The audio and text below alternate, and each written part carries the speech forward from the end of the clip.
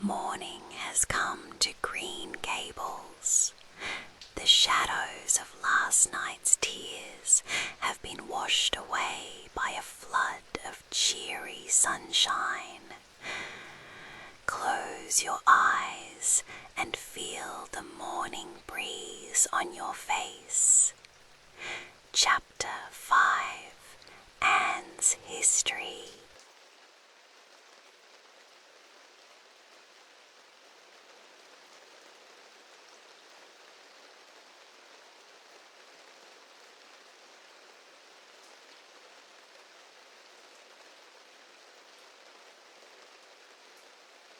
"Do you know," said Anne confidentially, "I've made up my mind to enjoy this drive.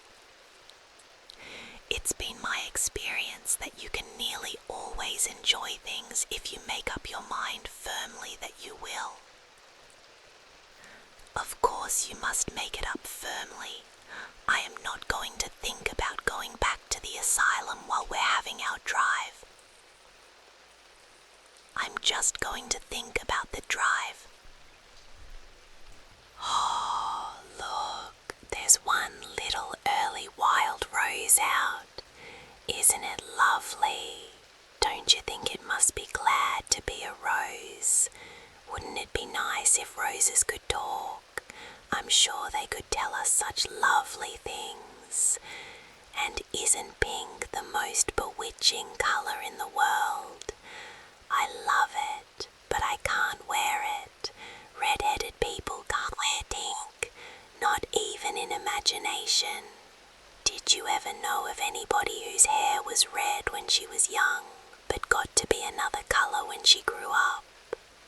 "No, I don't know as I ever did," said Marilla mercilessly, "and I shouldn't think it likely to happen in your case either." Anne sighed. "Well, that is another hope gone. My life is a perfect graveyard of buried hopes. That's a sentence I read in a book once, and I say it over to comfort myself whenever I'm disappointed in anything.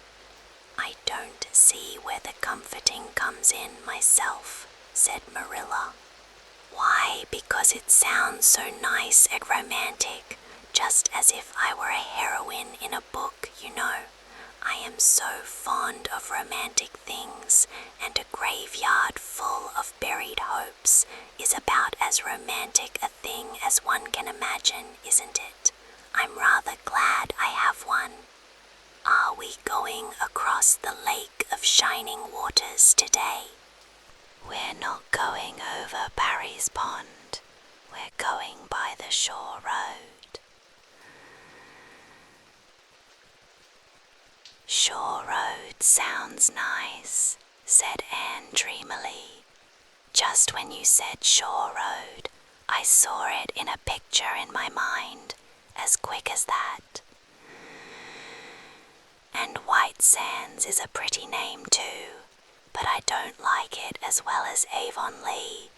Avonlea is a lovely name. It just sounds like music."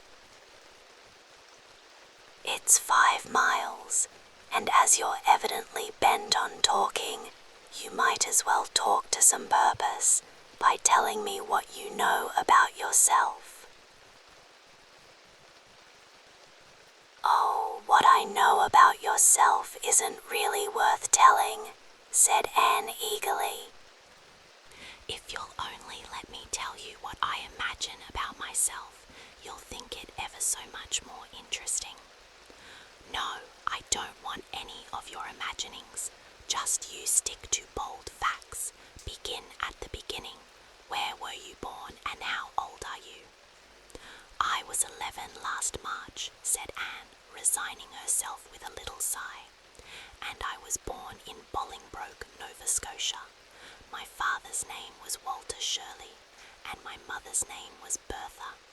Aren't Walter and Bertha lovely names? I read in a book once that a rose by any other name would smell as sweet, but I've never been able to believe it."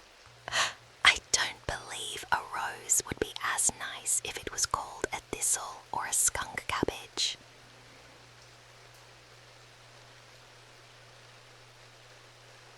Mrs. Thomas said that they were a pair of babies and as poor as church mice. They went to live in a weeny-teeny little yellow house in Bolingbroke. I think it must have had honeysuckle over the parlour window and lilacs in the front yard. I was born in that house. Mrs. Thomas said I was the homeliest baby she ever saw, scrawny and tiny and nothing but eyes, but that mother thought I was perfectly beautiful. I'm glad she was satisfied with me anyhow. I would feel so sad if I thought I was a disappointment to her, because she didn't live very long after that, you see. She died of fever when I was just 3 months old. I do wish she'd lived long enough for me to remember calling her mother. And father died 4 days afterwards from fever too. That left me an orphan, and folks were at their wits' end. You see, nobody wanted me even then. It seems to be my fate. Finally, Mrs. Thomas said she'd take me, though she was poor and had a drunken husband. She brought me up by hand. Do you know if there is anything in being brought up by hand that ought to make people better? Because whenever I was naughty, I lived with them until I was 8 years old. I helped look after the Thomas children. There were 4 of them younger than me, and I can tell you they took a lot of looking after. Then Mr. Thomas was killed falling under a train, and Mrs. Hammond from up the river came down and said she'd take me. It was a very lonesome place. I'm sure I could never have lived there if I hadn't had an imagination. Mr. Hammond worked a little sawmill, and Mrs. Hammond had 8 children. She had twins 3 times. I like babies in moderation, but twins 3 times in succession is too much. I used to get so dreadfully tired carrying them about. Then Mr. Hammond died, and Mrs. Hammond broke up housekeeping. I had to go to the asylum at Hopenden because nobody would take me. They didn't want me at the asylum either. They said they were overcrowded as it was, but they had to take me, and I was there 4 months until Mrs. Spencer came. Anne finished up with another sigh, of relief this time. Did you ever go to school? Demanded Marilla. Not a great deal, but I can read pretty well, and I know ever so many pieces of poetry off by heart. Don't you just love poetry that gives you a crinkly feeling up and down your back?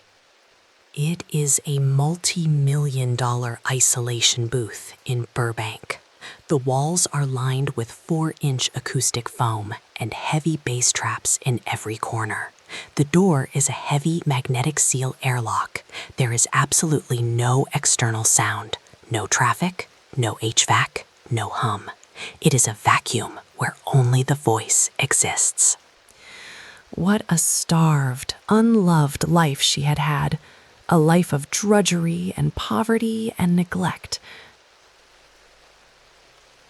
She's got too much to say, thought Marilla, but she's ladylike. It's likely her people were nice folks. The shore road was woodsy and wild and lonesome. Down at the base of the cliffs were heaps of surf-worn rocks. Beyond lay the sea, shimmering and blue. "Isn't the sea wonderful?" said Anne. "Would you like to be a gull? I think I would. Don't you think it would be nice to wake up at sunrise and swoop down over the water all day, and then at night to fly back to one's nest?" It is a multi-million-dollar isolation booth in Burbank. The walls are lined with 4-inch acoustic foam and heavy bass traps in every corner. The door is a heavy magnetic seal airlock. There is absolutely no external sound, no traffic, no HVAC, no hum. It is a vacuum where only the voice exists. Oh, I I can just imagine myself doing it. What big house is that just ahead, please? That's the White Sands Hotel. Mr. Kirk runs it. I was afraid it might be Mrs. Spencer's place, said Anne mournfully. I don't want to get there. Somehow it will seem like the end of everything. The road ends, and the blue of the sea meets the green of the shore. Anne's history is a map of heavy burdens, but her heart still reaches for the wings of a goal. Sleep now and leave the bold facts of the day behind. In dreams, there is no graveyard of buried hopes. Only the sea.